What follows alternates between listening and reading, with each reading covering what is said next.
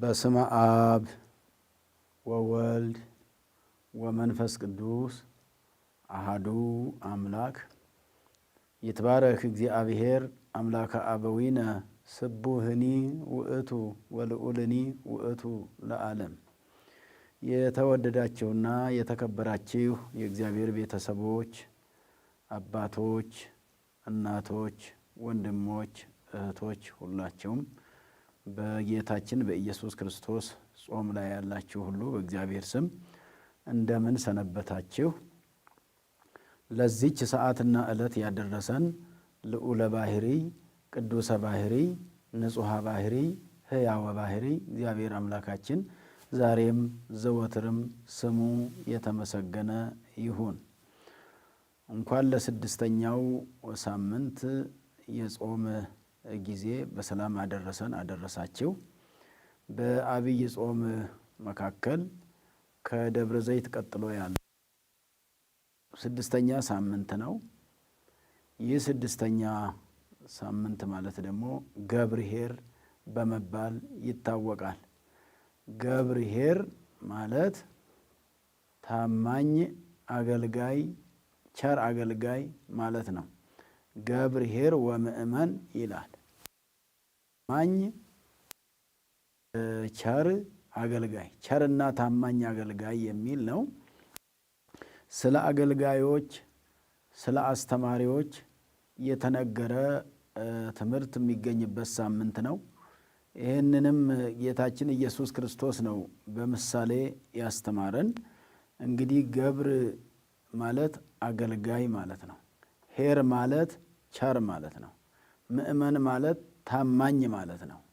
ታማኝ መሆን ያስፈልጋል። ታማኝ አስተማሪ፣ ታማኝ ተማሪ ያስፈልጋል። በአስተማሪነትም ታማኝ መሆን ያስፈልጋል። በተማሪነትም ቢሆን እንደዛው ታማኝ መሆን ያስፈልጋል እና ስለ ታማኞች አገልጋዮች ጌታችን ኢየሱስ ክርስቶስ በምሳሌ ያስተማረው ትምህርት ነው። ወደ ወንጌሉ ከመግባታችን በፊት ርዕሱን ካስተዋወቅኳችሁ በኋላ የዕለቱን ምስባክ የሚገኝበትን ስፍራና ትርጉሙን እነግራቸዋለሁኝ። የዚህ ቀን ምስባክ መዝሙረ ዳዊት 39 ቁጥር 8 ላይ የሚገኝ ነው። ቃሉም እንዲህ ይላል። ከመእንግር ፈቃደከ መከርኩ አምላኬ፣ አምላኬ ሆይ ፈቃድህን እነግር ዘንድ እናገር ዘንድ መከርኩ ይላል። ወሕግከኒ በማእከለ ከርስየ፣ ሕግህም በልቡናዬ ውስጥ ነው። ዜኖኩ ጽድቀከ በማኅበር አብይ፣ ቸርነትህን ተናገርኩኝ በማኅበር አብይ፣ በትልቅ ጉባኤ ቸርነትን የእግዚአብሔርን ቸርነት ተናገርኩ ይላል ዳዊት። እንግዲህ ነጠላ ትርጉሙ ይሄ ነው ምስጢሩ። ከመእንግር ፈቃደከ መከርኩ አምላኬ ማለት አምላኬ ሆይ አንተ ወደህ የሰራሃትን ሕግ እነግር ዘንድ አስተምር ዘንድ ወደድኩኝ ይላል። አንድም መጥወተ ርእስን ራስን አሳልፎ ለሌላ ሰው መስጠትን ወደድኩ መከርኩ። ራሴን ለሌላ ሰው አሳልፌ ልስጥ ብዬ መከርኩኝ። ሕግህም በልቡናዬ ውስጥ ነው። በትልቅ ጉባኤም ስላንተ ቸርነትና በጎነት አወራለሁ አለ። እንግዲህ መጥወተ ርእስ ማለት ራስን አሳልፎ መስጠት ነው። መጠወ ሰጠ ነው። መጥወት ማለት መስጠት ማለት ነው። ርእስ ማለት ራስ ማለት ነው። ራስን ለሌላ አሳልፎ መስጠት እንደሚገባ ነው ዳዊት አብዝቶ የተናገረው። እንግዲህ መንፈሳዊነት ለራስ ከመኖር ይልቅ ለሌላ መኖር ነው። መንፈሳዊነት ከራስ ይልቅ የሌላን ማሰብ ነው። ከኔ ይልቅ ሌላው ቢኖር እኔ ከሚደላይ ሌላው ቢደላው ብሎ ማሰብ ስለሆነ መጥወተ ርእስ የሚባለው በዚህ ስለተነገረ ምስማክ ይባላል። እንግዲህ በባለፈው ጊዜያት እንደተማርን ምስባከ ወንጌል ማለት ነው። ምስማከ ወንጌል ወደ ወንጌሉ ጠጋ ያለ፣ ወንጌሉ በስርዓተ ቅዳሴ ውስጥ ወደ ወንጌሉ ጠጋ ሲል የሚሰበክ የሚነገር የዳዊት መዝሙር ማለት ነው። ምስባክ ካለ ደግሞ ወንጌሉ የሚሰበክበት የወንጌል መስበኪያ ስፍራ፣ ያ መድረክ የወንጌል መስበኪያ ነው። ቅድሚያ ምስባኩ ይሰበክለትና ወንጌል በዛው ይቀጥላል ማለት ነው። ይሄን ካልን በኋላ የዕለቱ ወንጌል የማቴዎስ ወንጌል ምዕራፍ 25 ከቁጥር 14 እስከ 31 ያለው ነው። የማቴዎስ ወንጌል ምዕራፍ 25 ከቁጥር 14 እስከ 31 ያለው ሲሆን ለትምህርቱ መነሻ እንዲረዳን የምናነሳው የማቴዎስ ወንጌል ምዕራፍ 25 ሆኖ ከቁጥር 21 ላይ ያለውን ስንመለከተው እንዲህ ይላል። ወይቤሎ እግዚኡ ገብርኄር ወምእመን ዘበውሁድ ምእመነ ኮንከ ዲበ ብዙ እሰይመከ ባእ ውስተ ፍስሐሁ ለእግዚእከ ነው። የትምህርቱ ርዕስ ይሄ ነው። ከቁጥር 21 ላይ ነው የትምህርቱ ርዕስ የምናደርገው ወንጌሉን ማለት ነው። ወይቤሎ እግዚኡ ጌታው አለው ይላል። ኦ ገብርኄር ይላል በድጓው ቅዱስ ያሬድ። ገብርኄር ቸር አገልጋይ፣ ዘበውሁድ ምእመነ ኮንከ በጥቂቱ የታመን የሆንክ። በጥቂት መታመን ማለት ነው። ከብዙ በጥቂቱ ሲታመኑ በብዙ መታመን ስለሚቻል እንዲህ ያለና ጌታ ኢየሱስ ክርስቶስ ዘበውሁድ ምእመነ ኮንከ ዲበ ብዙ እሰይመከ በብዙ እሾምሃለሁ፣ በብዙ ትሾማለህ፣ በብዙ ትሸለማለህ። ባእ ውስተ ፍስሐሁ ለእግዚእከ ጌታ ተድላ ደስታ ከሚያደርግበት ስፍራ ግባ ይለዋል ጌታው አለ። እንግዲህ በምሳሌ እንደምናየው ጌታችን ኢየሱስ ክርስቶስ ወንጌልን ሲያስተምር ለሰው ግልጽ እንዲሆን በብዛት በምሳሌ ነበረ ያስተምር የነበረው። እንግዲህ አሁን በመክሊት መስሎ ነው፣ በወርቅ መስሎ ነው፣ በገንዘብ መስሎ ነው ያስተማረው። 3 አገልጋዮች ያሉት ጌታ ነበረ አለ ሲያስተምር ራሱን ነው። እንግዲህ መንግሥተ ሰማያት ሕገ ወንጌል፣ ሕገ ወንጌል ተስፋ፣ ተስፋ እግዚእነ ኢየሱስ ክርስቶስ ነው። መንግሥተ ሰማያትን ነው በምሳሌ እያስተዋወቃት ያለው ጌታ ኢየሱስ ክርስቶስ።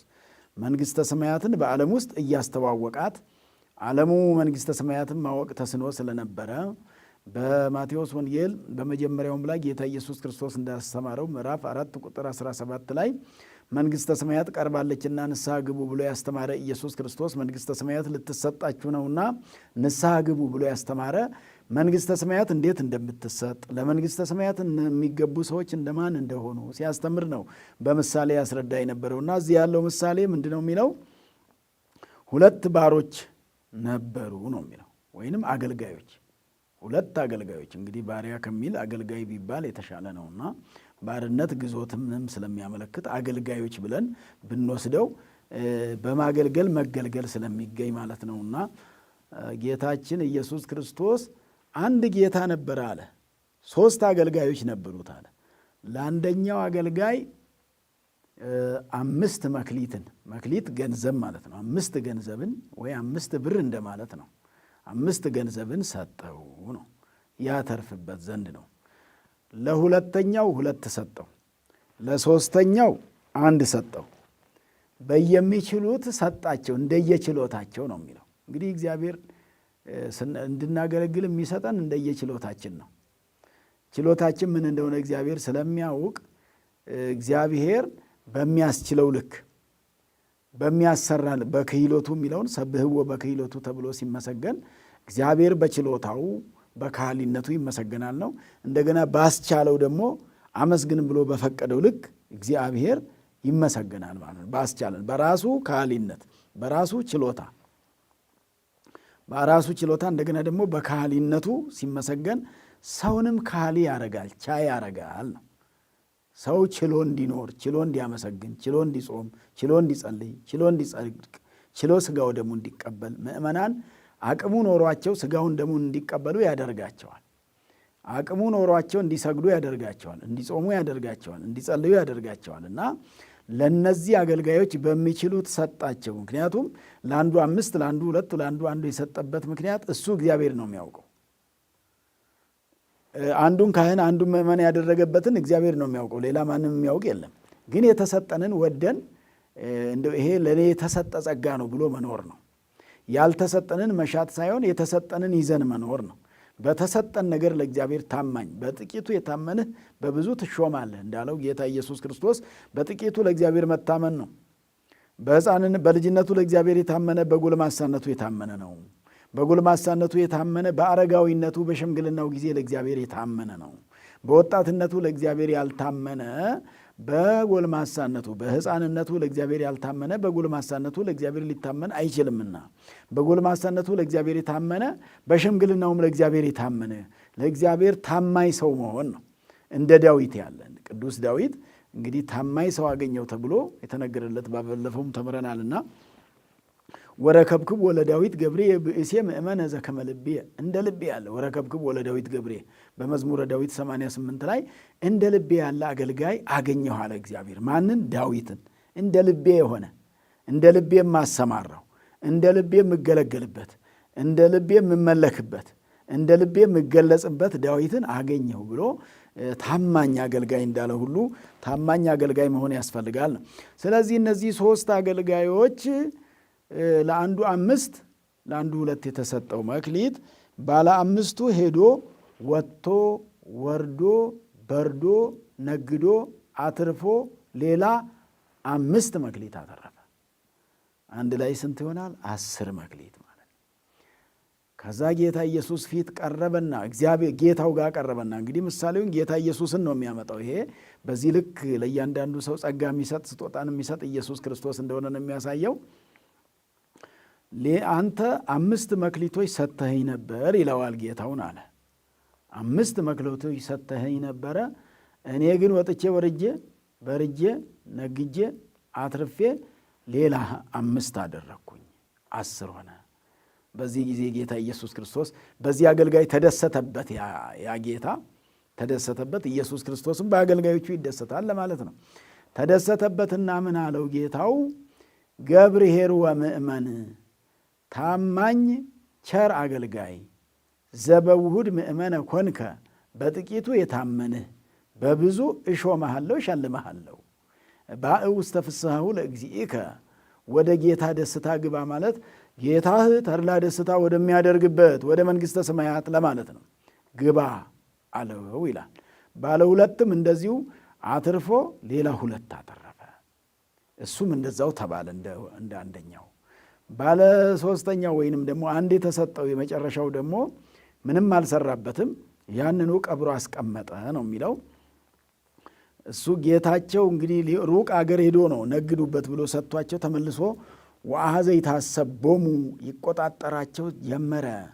ሲቆጣጠራቸው ነው ባለ 5ቱ ሌላ 5 ያተረፈ፣ ባለ 2ቱም ሌላ 2 ያተረፈ። ባለ አንዱ ግን እኔ አንተ ጨካኝ እንደሆንክ ካልበተንክበት የምትሰበስብ ካልዘራህበት የምታጭድ መሆንን አውቄ ወንበዴ እንዳይቀማኝ ደብቄ አስቀምጫለሁ። ወጠብለልክዋ በሰበኔ ይላል በሉቃስ ወንጌል ላይ። ያንን ሌባ ወንበዴ እንዳይቀማኝ ሽፍታ ቀምቶኝ ዕዳ እንዳልገባ ብዬ ደብቄ አስቀምጫለሁ ያለው። ደብቄ አስቀምጥ አልተባለም፣ ግን እንዲያተርፉ እንዲሰሩበት ነው። መክሊት ነው የተሰጣቸው። መክሊት ሲሰጥ ለእኛም ዛሬ የሚሰጠን መክሊት እንድንሰራበት መክሊቱ ክርስትና ሲሰጠን በክርስትና እንድናተርፍበት ገነት መንግሥተ ሰማያትን እንድናተርፍባት፣ ክህነት የሚሰጠው በክህነቱ እንዲያተርፍ፣ መምህርነት የሚሰጠው በመምህርነቱ፣ ገንዘብ የሚሰጠው በገንዘቡ እንዲያተርፍበት፣ መንግሥተ ሰማያትን እንዲሸምትበት እንዲያገኝበት ነውና የሚሰጠው እግዚአብሔር። ለመደበቅ ለማስቀመጥ አልተሰጠውም። እንግዲህ በዚህ ጊዜ 2ቱ ናቸው የተመሰገኑት፣ አንዱ አልተመሰገነም። ስለዚህ እኛም አገልጋዮች ስንባል ምእመን በሚችለው በገንዘቡ እግዚአብሔርን ያገለግላል። ካህናት በክህነታቸው ያገለግላሉ። መምህራን በትምህርታቸው ያገለግላሉ። በምንችለው ነገር እግዚአብሔርን ስናገለግል ተርፋሞች እንድንሆን ከባለ 5ቱና ከባለ 2ቱ ነው ልንደመር ወይንም ደግሞ ልንቀላቀል ልንመስል የሚገባው እነሱ ነው። ይሄም ምሳሌ መምህራንን ይመስላል አለ። መምህራን እነዚህ በመክሊቱ ያተረፉት መምህራንን ሲመስሉ መልካም መምህራን ደከመን ሰለቸን የማይሉ አስተምረው ራሳቸውን አስመስለው ደቀ መዛሙርት የሚያፈሩ ናቸው። በመምህራን ስንወስደው፣ ወደ ምዕመናን ስንወስድ ደግሞ በተሰጣቸው ገንዘብ ለድሃ ብልተው ቤተ ክርስቲያን አንጸው መልካም ሰርተውበት መንግሥተ ሰማያትን የሚያተርፉ ናቸው። መንግሥተ ሰማያትን የሚያገኙ ናቸው። ስለዚህ እንግዲህ ማስተማር የሚያደክም ነገር ነው፣ አድካሚ ነው። ቃል ይወጣል፣ ይደከማል። በይበልጥ በአብነት ትምህርት ቤቱ ያሉ አባቶቻችን መምህራን ድንጋይ ተንተርሰው ጤዛ ልሰው ነው የሚኖሩት። እንደዛ ሆነው ኮቸሮ ቆርጥመው ከደቀ መዛሙርታቸው ጋር ከተማሪዎቻቸው ጋር ተማሪ እየለመንላቸው ነው የሚኖሩት። የወር ደመወዝም የላቸውም። ቀለብ የላቸውም። ቀለባቸው ቃል እግዚአብሔር ነው፣ ትምህርቱ ነው። አቋቋሙን ሲያስተምሩ፣ ድጓውን፣ ቅኔውን ሲያስተምሩ፣ ትርጓሜያቱን ሲያስተምሩ ተማሪዎቻቸው እየለመኑላቸው ከተማሪ እጅ ኮቸሮ እየቆረጠሙ ያችን እየበሉ የሚኖሩ መምህራን። በእንዲህ አይነት ነው መምህራኖችን ያወጡት። ደቀ መዛሙርት አውጥተው ለመምህርነት የሚያበቁት ሳይደላቸው ነው። ስለዚህ መምህራንን ራስን አስመስሎ ደቀ መዝሙር የሚያወጣ ሌላ መምህር የሚያወጣ ደቀ መዝሙር እንደ መምህሩ እንዲሆን ማለት ነው። ደቀ መዝሙር እንደ መምህሩ እንዲሆን በዚህ መልክ አስተምሮ የሚያወጣው ይመሰገናል ነው። ምን ምስጋና ይሰጠዋል? አንተ በጥቂቱ ታምናሃል። በዚህ በጥቂት እውቀት ብዙ ሰዎችን ያፈራ፣ በጥቂት እውቀት ብዙዎችን ያስተማርህ፣ በጥቂት እውቀት ብዙዎችን በማስተማርህ አንተ ጌታ ደስታ ወደሚያደርግበት ወደ ዘላለም ደስታ ግባ፣ መንግሥተ ሰማያት ግባ፣ ገነት ግባ፣ መንግሥተ ሰማያት ግባ ተብሎ ይሰጠዋል ማለት ነው። እንዲህ አይነቱ ክብር፣ እንዲህ አይነቱ መጠራት። እንግዲህ በዚህ መልክ ባለ አምስት የተባለው ማን ነው ስንል በትርጓሜው አባቶቻችን ያስቀመጡት ባለ አምስቱ መክሊት የተባለ አምስት ያተረፈ ነቢዩ ሙሴ ነው።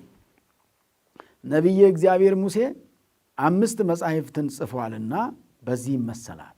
5ቱ መጻሕፍት ኦሪት ዘፍጥረት፣ ኦሪት ዘጸአት፣ ኦሪት ዘኍልቍ፣ ኦሪት ዘሌዋውያን፣ ኦሪት ዘዳግም ይባላሉ። ዘፍጥረት ስለ ፍጥረት የሚያወራ መጽሐፍ ነው። ስለ ስነ ፍጥረት የሚናገር ነው። ስነ ፍጥረት እንዴት እንደተፈጠረ ማን እንደፈጠረ የሚናገር መጽሐፍ ነው። ኦሪት ዘጸአት ደግሞ እስራኤል ዘሥጋ ከግብፅ መውጣታቸውን፣ ጸአት ማለት መውጣት ማለት ነውና ኅዳር ሚካኤል ላይ እንደተማርነው ከግብፅ መውጣታቸውን የሚናገር ነው። በነፍሳችን ደግሞ ከሲኦል መውጣታችንን የሚያበስረን መጽሐፍ ነው ኦሪት ዘጸአት ማለት።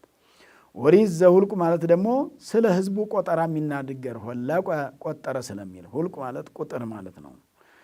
ስለ ሕዝቡ ቆጠራ የሚናገር ነው።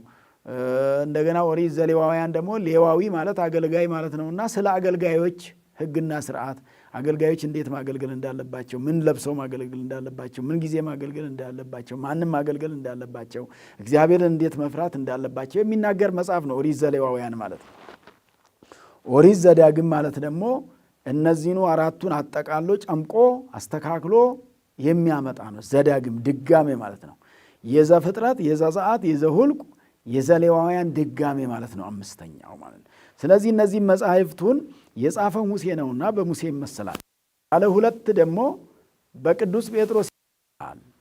ቅዱስ ጴጥሮስ አንደኛ መልእክት፣ ሁለተኛ መልእክት ስላለው ለክርስቲያኖች የጻፈው ማለት ነው። እንደገናም ደግሞ እንዲህ ስለሆነ ግን ቅዱስ ጴጥሮስ ይበልጣል ብለዋል መተርጉማን አባቶቻችን።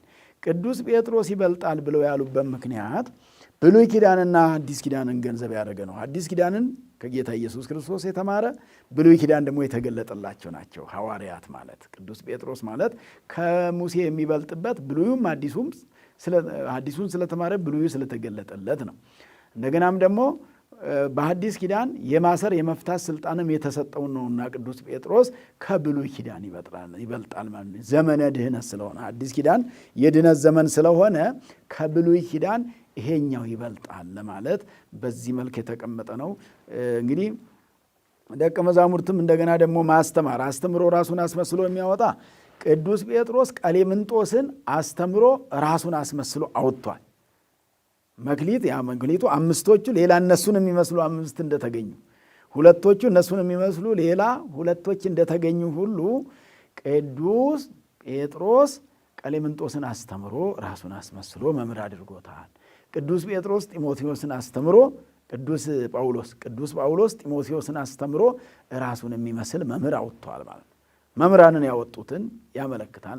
ያ ባለ 1 የተባለ እንግዲህ ያው ዞሮ ዞሮ ባለ 1ዱን ወደ ውጭ አውጡትን የተባለው አውጽኡ አፍአ ነው። እንግዲህ ይሁዳ ነው የተባለ ተምሮ ያላስተማረ ከሐዋርያት ጋር ተምሮ ባለመማሩ ይሁዳ ከጉባኤ ሐዋርያት የወጣ ከጉባኤ መንግሥተ ሰማያት የወጣ ያጣ ነው ማለት ነው።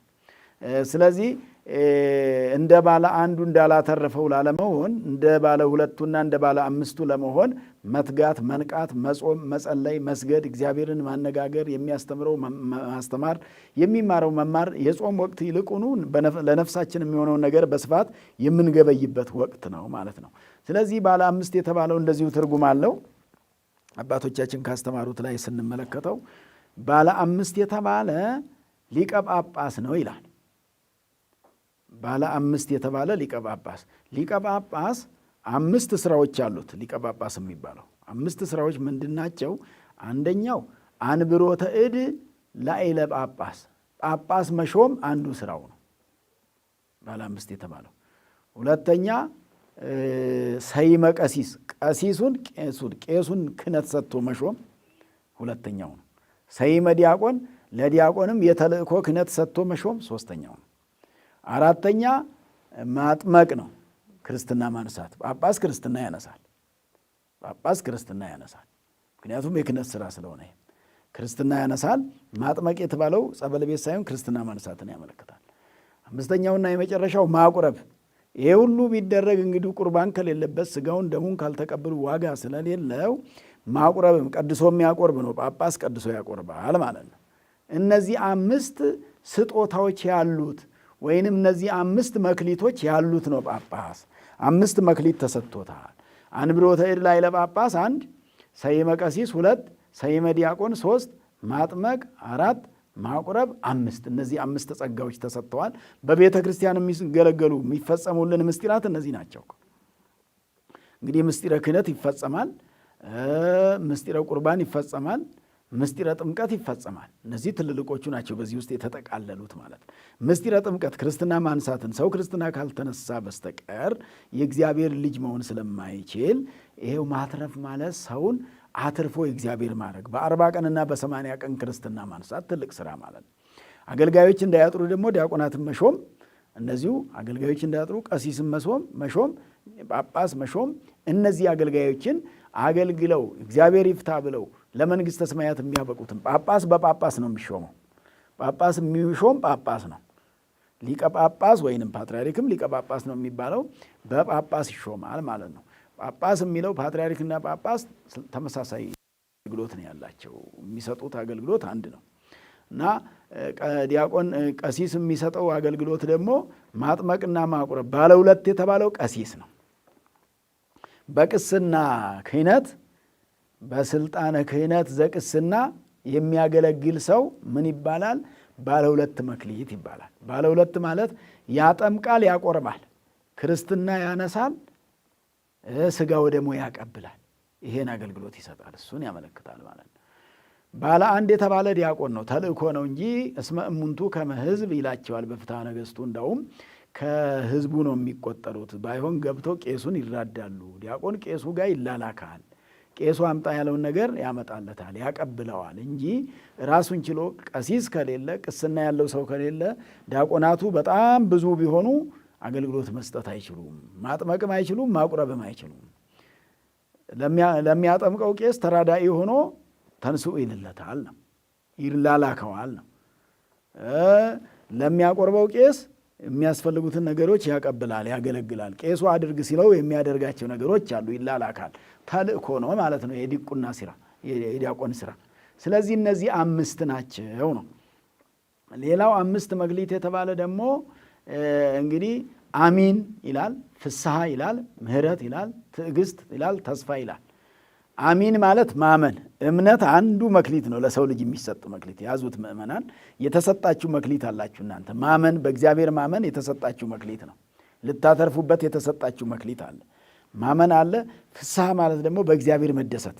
ዓለም ሊያሳዝን ይችላል፣ ዓለም ሊያስከፋ ይችላል፣ ዓለም ሊገፋ ይችላል፣ ዓለም ሊበድል ይችላል። በዓለም ስታዝኑ በእግዚአብሔር እንድትደሰቱ እግዚአብሔር ይፈቅዳል። ይሄን ይላል እግዚአብሔር። ይሄ ጥሪ ነው፣ እግዚአብሔር ጥሪ ነው። ይሄ ደስታ የተባለው የዘላለም ደስታ እንጂ ጊዜያዊ ደስታ አይደለም። ዓለም የሚሰጠው ደስታ ጊዜያዊ ነው። እግዚአብሔር የሚሰጠው ደግሞ ደስታ ዘላለማዊ ነው። ጊዜያዊውን ነገር በዘላለማዊው ነገር እንዳንቀይርና ጊዜያዊውን አስበልጠን ዘላለማዊውን ነገር እንዳንረሳ ያስፈልጋል። የተሰጣችሁ መክሊት ለምእመናን፣ ለካህናቱ የክህነቱ መክሊት እንደተሰጠ ለእናንተ ለምእመናንም ደግሞ ምን ተሰጥቷችኋል ማለት ነው? እምነት ተሰጥቷችኋል።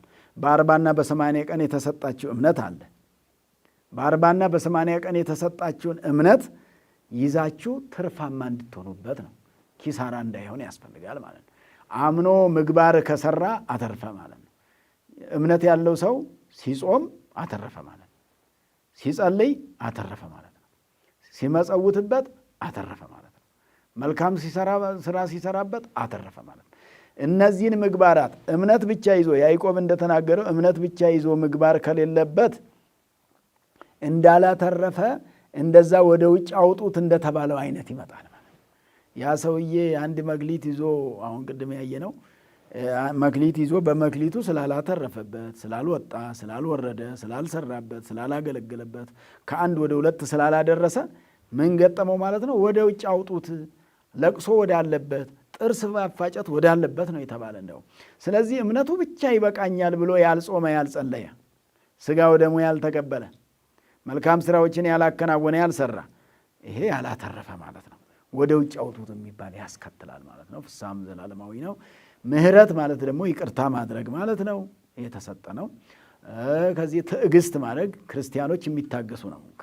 ሰው ትልቁ ሀብቱ በሃይማኖት ውስጥ ሲኖር፣ በጾም ውስጥ ሲኖር፣ በጸሎት ውስጥ ሲኖር ትዕግስት ያስፈልጋል። ትዕግስት ለጊዜው ሲታገሱት ሊከብድ ይችላል፣ ሐዋርያው እንደተናገረው። በኋላ ሲያተርፉበት ግን ያስደስታል። ድኅረ ታስተፌስሐከ የተባለችዋ ትዕግስት ናት። ወደ መጨረሻ ታስደስታለች። መጀመሪያ ላይ ያስደስትህ ይችላል። ትዕግስት በማነሱ ብዙ ነገር ታጣለህ። ከታገስ ግን በኋላ የምታገኘው ብዙ ነው ተብሎ እንደተነገረው ሁሉ ይሄንን ማድረግ ያስፈልጋል ማለት ነው። ስለዚህ አምላካችን መድኃኒታችን ኢየሱስ ክርስቶስ በምሳሌ ያስተማረው እንድንረዳ ነው፣ እንድናውቅ ነው። እንግዲህ አንድ መምህር ነበረ። እዚህ ስለ አስተማሪዎች ነው ይሄ መክሊት የተነገረው ወይንም ደግሞ ይሄ ምሳሌ የተመሰለው። ምእመናንም እምነታቸውን ትርፋማ እንዲያደርጉ በእምነታቸው መንግሥተ ሰማያትን እንዲያተርፉ ምግባር ትሩፋት ሰርተው ማለት ነው። አንድ አባ መልክዓ ክርስቶስ የሚባሉ ባሕታዊ መምህር ነበሩ ይላል። እሳቸው ብዙ ትምህርት ተምረው ነበር። ብዙ ትምህርት ተምረዋል። ነገር ግን በብሕትውና ነው የኖሩት። አላስተማሩበትም። ሳያስተምሩበት ደቀ መዛሙርት ሳያፈሩ፣ በእውቀታቸው ሌላ ሰው ሳይተኩ፣ በእውቀታቸው ሌላ ሰው ሳያስገኙ፣ አንዳንድ ጊዜ በብሕትውና ብቻ በጸሎት ብቻ የሚኖሩ አባቶች አሉና በሚሞቱበት ጊዜ መልአከ እግዚአብሔር ገሰጻቸው ይላል።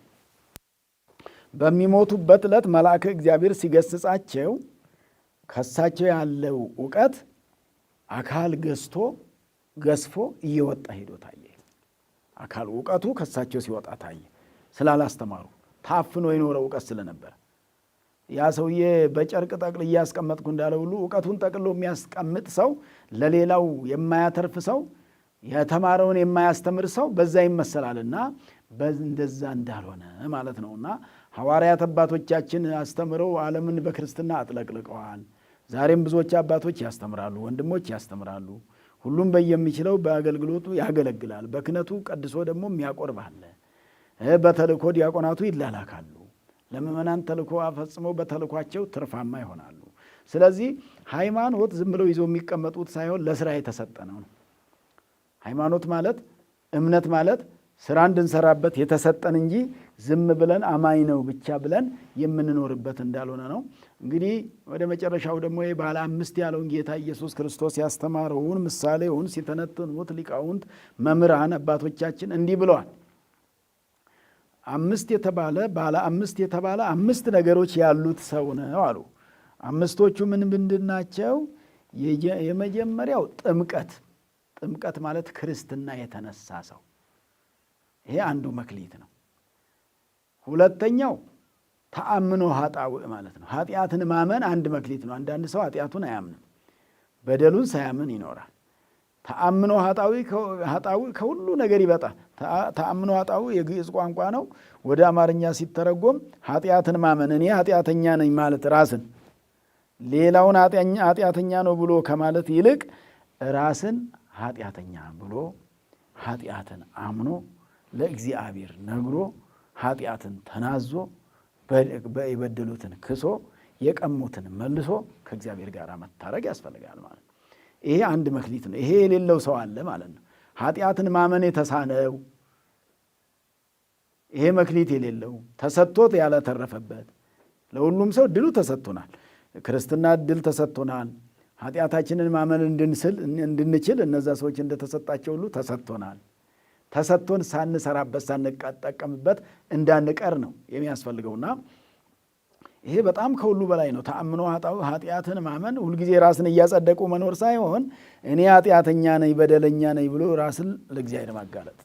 ዳዊት ወእቤ አስተዋዲ ርእስየ ሀበ እግዚአብሔር በእንተ ኃጢአቴ፣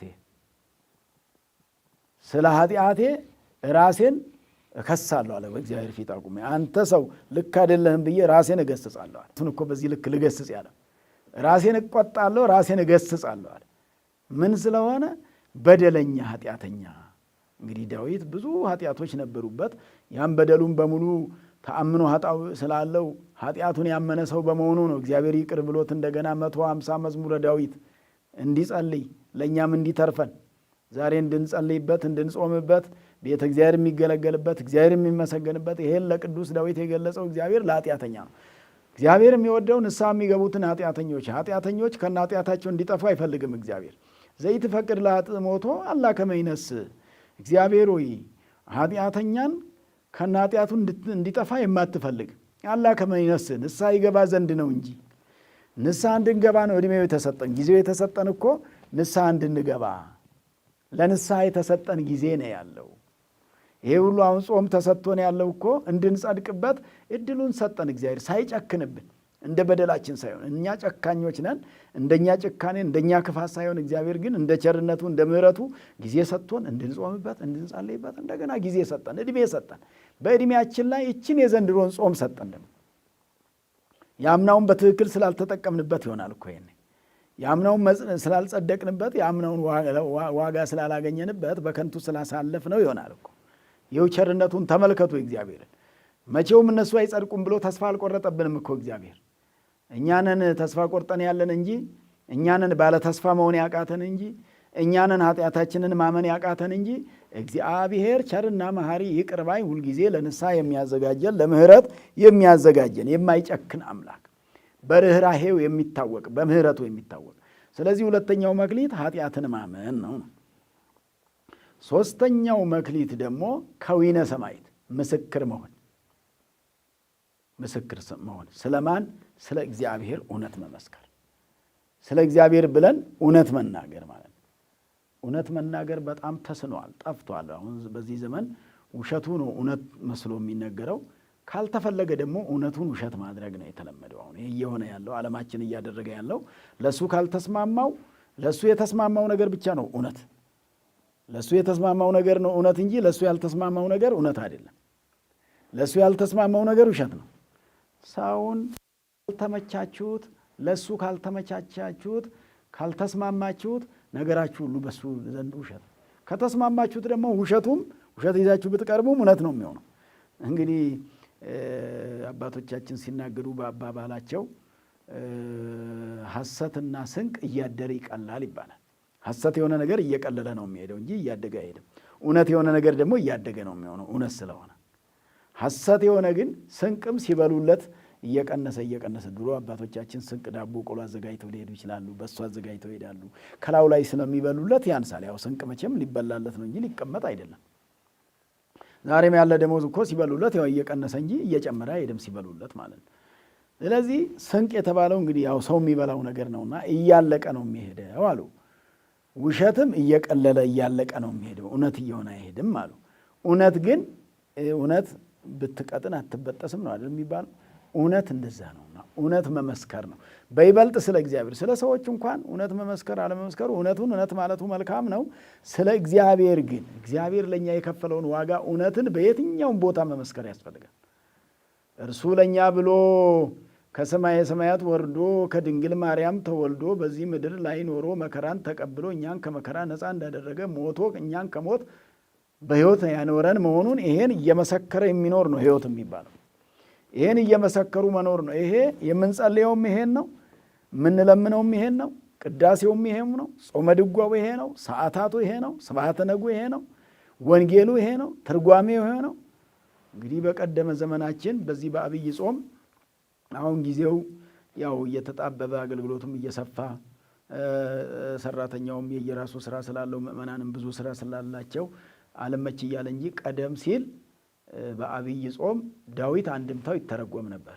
የዳዊት አንድምታ ይተረጎማል በትልልቅ አድባራት አሁንም የሚከናወንባቸው በቤተ ጉባኤም የሚነገርባቸው ቤተ ጉባኤያት አሉ። አብይ ጾም በቅኔ ማይሌት ይስተዛዘላል፣ በዜማም በምዕራፍ ገብቶ ይዜማል። እንደገና በመድረክ ላይ ደግሞ ልክ በፍልሰታ ውዳሴ ማርያም እንደሚተረጎመው ቅዳሴ ማርያም እንደምንተረጉመው ኪዳን ትምህርተ በዓት በሕማማት እንደሚተረጎመው አብይ ጾም ሙሉውን ደግሞ ከቅዳሴ በፊት ዳዊት ይተረጎማል። የዕለቱ ዳዊት ማለት ነው። ሰኞ የሰኞ ዳዊት፣ ማክሰኞ የማክሰኞ ዳዊት፣ ሮብ እንደዛው በቀኑ ይተረጎም ነበረ። ዛሬ በከተማው ቢቀርም በቤተ ጉባኤያት ያው ይከናወናል እንዳልኳችሁ። ስለዚህ ሶስተኛው ከዊነ ሰማዕት ማለት ምስክር መሆን ነው። ምስክርነት እውነተኛ ምስክር መሆን ነው። አራተኛው ተባይቶ ብቸኝነት ለሰው ልጅ ይሰጣል። ተባይቶ የተሰጣቸው አባቶች አሉ። ብቸኝነት በምንኩስና የሚኖሩ በጾም በጸሎት ተወስነው የሚኖሩ ከሴት ርቀው የሚኖሩ አሉ። በምንኩስና ሕይወት የሚኖሩ ጸንተው የሚኖሩ በቅድስና የሚኖሩ ማለት ነው። ከዚያ ንጽሕናን ጠብቀው የሚኖሩ ማለት ምንኩስናም እንደዛው በመመንኮስ በይበልጥ ዓለም ይቅርብኝ ብሎ የዓለምን ተድላ ደስታ አለመፈለግ ከዓለም ተድላ ደስታ ተለይቶ መኖር መልካም ነገር ነው። እግዚአብሔር ያስቻላቸው እግዚአብሔር ያበረታቸው በዚህ መልክ ይኖራሉ ማለት ነውና፣ ስለዚህ ገብረ አገልጋይ ስናጠቃልል አንተ አለ ጌታ ኢየሱስ ክርስቶስ ቸርና ታማኝ አገልጋይ፣ ቸርና ታማኝ አገልጋይ በጥቂቱ የታመንህ በብዙ ትሾማለህ። በጥቂቱ በእምነታችን የታመንን እንደሆነ እግዚአብሔር ለእኛ የሚነሳን ነገር የለም ነው። በ10 እሾማለሁ ይላል። 10 አይጉር እንግዲህ መንግሥተ ሰማያት ለማለት ነው። ሹመቱ የመንግሥተ ሰማያት ነው። ክብሩ የመንግሥተ ሰማያት ነው። ኑሮ በመንግሥተ ሰማያት ነው። አገልጋይ ነው። አገልጋይነት ለተገልጋይነት ያበቃል ማለት ነው። መድኃኒታችን ኢየሱስ ክርስቶስ ወደዚህ ዓለም በመጣ ጊዜ ወልደ እጓለ እመሕያው ክርስቶስ ሊገለገል ሳይሆን ሊያገለግል መጣ ነው የሚለው። ሊልክ ሳይሆን ሊላላክ መጣ። ሊላላክ ሊያገለግል። ማገልገልን መውደድ ነው። አገልጋይነትን መውደድ ነው። ተገልጋይነትን ሳይሆን አገልጋይነትን፣ ተላላኪነትን፣ ልድከም ባይነትን፣ ልውጣ ልውረድ ማለትን ይሄን መውደድ የሚያስፈልገው ነውና ስለዚህ እንግዲህ በዚህ ሳምንት የምናስተውለው በጥቂት ታምኖ በብዙ መሾም እንደሚቻል በጥቂቱ ሳንታመን እየቀረን ነው እንጂ ለሰውም ሳንታመን እየቀረን ለእግዚአብሔርም ሳንታመን እየቀረን እንዳይሆን ግን መታመን ያስፈልጋል። መታመን የሚባለው እግዚአብሔር ነው የሚመሰክረው። አምኜም ባለው የሚለው እግዚአብሔር ነው እንጂ ሰው አይደለም። እኛም ስላልን አይደለም። እኛ ለመታመን የሚያበቃ ስራ መስራት ነው። እኛ የታመንኩ ነኝ ከማለት ይልቅ ለመታመን የሚያበቃ ስራ ለመታመን በእግዚአብሔር ዘንድ እንግዲህ እግዚአብሔር ምእመን እግዚአብሔር በቁሉ ቃሉ እግዚአብሔር እንኳን ምእመን ይባላል እኮ። ምእመን አንዳንድ ሰው ባለማወቅ እንደው ዝቅ ያለ ቃል ወይንም ደግሞ ዝቅ ያለ ስም ይመስለዋል። ምእመን ማለት ክብር ነው፣ ትልቅ ክብር ያለው ነው። ምእመን ማለት ታማኝ ማለት ነው። በእግዚአብሔር ዘንድ የሚታመን ለሰውም የታመነ ለእግዚአብሔርም የታመነ ማለት ነው። ስለዚህ ታማኝነት ያስፈልጋል ማለት ነውና በታማኝነት እግዚአብሔር ግን ለእኛ ታማኛችን ስለሆነ እኛም ለእግዚአብሔር እንድንታመን ያስፈልጋልና ለክርስትናችን እንድንታመን፣ ለሃይማኖታችን እንድንታመን፣ ለጾማችን እንድንታመን በጥቂት ያውም በትንሽ ነገር መታመን ነው። በትልቅ እስከምንታመን መጠበቅ አይጠበቅብንም። በጥቂት ነው የተባለው። በጥቂቱ የታመን ወይ ሰይሞ ዲበ ኩሉ ንዋዩ አለ። እንግዲህ ጌታው በትልቅ ገንዘብ ላይ ይሾመዋል አለ አይቶ። ይሄ በትንሹ እንዲህ የታመነ በትልቁም ላይ ብንሾመው ደግሞ ዛሬ በየመስሪያ ቤት ያለው እኮ የሚተማመን እኮ የለም። ታማኝ ሰራተኛ እኮ እያነሰ ነው። የሚታመን እኮ እየጎደለ ነው። መታመን እኮ እየጠፋ እኮ በጣም ብዙ ነገር እያጣን እኮ ነው። በረከት እያጣን ነው የምንሄደው። መታመን በታጣ ቁጥር የምናጣው ታመኑ ወገኖች። ለአሰሪዎቻችሁ መታመን ያስፈልጋል። ለአሰሪዎቻችሁ ለጥቅማችሁ ከመታመን ይልቅ ለሰው ልጅ መታመን፣ ለተቀመጣችሁበት ወንበር መታመን፣ ለምትኖሩበት ኑሮ መታመን፣ ለክህነታችሁ መታመን፣ ለአገልግሎታችሁ መታመን ከሁሉ ይበልጣልና በጥቂት መታመን ካልተቻለ በስተቀር በብዙ መታመን ስለማይቻል ተአማንያን አባቶቻችን ነቢያት ለእግዚአብሔር የታመኑ ነበሩ። አባቶቻችን ሐዋርያት ለእግዚአብሔር የታመኑ ነበሩ።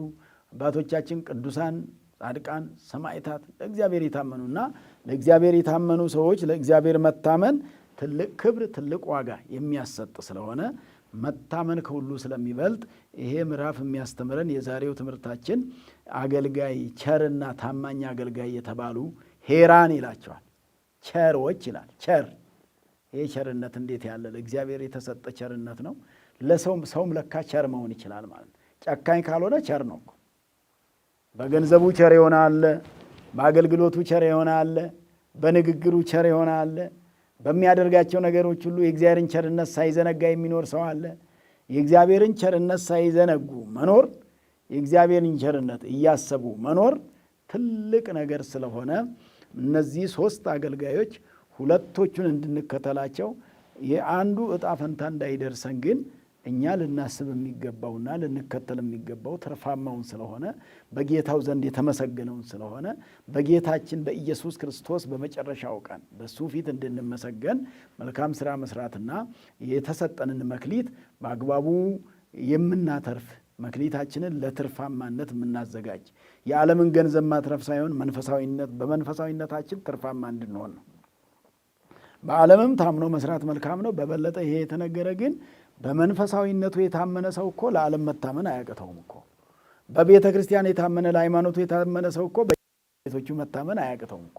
በዚህ በሃይማኖቱ መታመን ሲያቅተው ነው በሌላውም ስፍራ መታመን የሚያቅተውና ስለዚህ ለመታመን የሚያበቃን አምላካችን መድኃኒታችን ኢየሱስ ክርስቶስ እርሱ ስለሆነ ታማኞች መሆን ስለሚያስፈልግ በእግዚአብሔር ዘንድ ተመስግኖ ወደ ዘላለም ደስታ፣ ያው ጊዜያዊ ደስታም አይደለም፣ የዘላለም ደስታ ከገቡበት የማይወጣበት ቦታ መንግሥተ ሰማያት ደስታውም ዘላለማዊ የሆነ ሀባሃሎ ፍስሐ ያነብረከ ተብለን ደስታ ባለበት ቦታ አስቀምጣለሁ ተብለን የዘላለም ደስታ እናንተ የአባቴ ብሩካን ባለፈው ሳምንት እንደተማርነው የአባቴ ብሩካን ወደ ዘላለም ሕይወት ወደ ዘላለም ደስታ ግቡ እንደተባለ ሁሉ ወደ ዘላለሙ ደስታ መግባት ስለሚገባ የዘላለሙን ደስታ የምናገኘው ደግሞ ታማኞች ስንሆን ነውና በጥቂቱ ስንታመን ነውና በጥቂቱ በትልቁ ለመታመን ያበቃልና አምላካችን መድኃኒታችን ኢየሱስ ክርስቶስ ጾሙን ጾመን በረከት እንድናገኝበት እንዲያደርገን እንግዲህ ጾሙን ጾመ ስርየት ጾመ ድነት እንዲያደርግን። ጾመ ስርየት ማለት የይቅርታ ጾም፣ ከእግዚአብሔር ዘንድ ይቅር የምንባልበት በደላችንን ሁሉ እግዚአብሔር ለእኛ የሚፍቅበት ይሄ ጾም የሚፈውሰን ነፍሳችንን የሚፈውሳት ጾም ትፌውስ ቁስለ ነፍስ ይችን በኃጢአት የቆሰለች ነፍሳችንን የሚፈውሰው ይሄ ጾም ነውና ይሄ ጾም ሳይፈውሰን እንዳናልፍ ሳንድንበት እንዳናልፍ ያስፈልጋልና አምላካችን ጾሙንም ለበረከት እንዲያደርግልን መልካም ፈቃዱ ይሁንልን። ወስብሐት ለእግዚአብሔር። ይቆያል።